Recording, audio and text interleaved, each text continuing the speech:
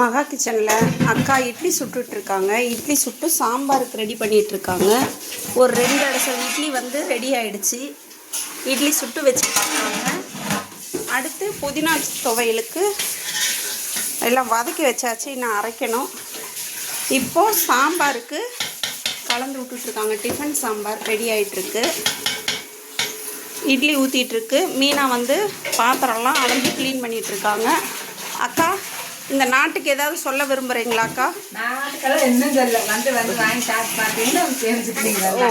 அதுதான் அதை தான் சொல்ல விரும்புகிறீங்களாக்கா? வாங்கி சாப்பிட்டீங்கன்னா இன்னொரு தடவை இன்னொரு சேர்த்தியே வாங்கி சாப்பிடுவீங்க. ஓகே அக்கா. வேறு ஏதாவது நாட்டுக்கு கருத்து ஏதாவது சொல்லுவீங்கன்னு பார்த்தா கருத்து ஏதாவது சொல்லுங்கக்கா.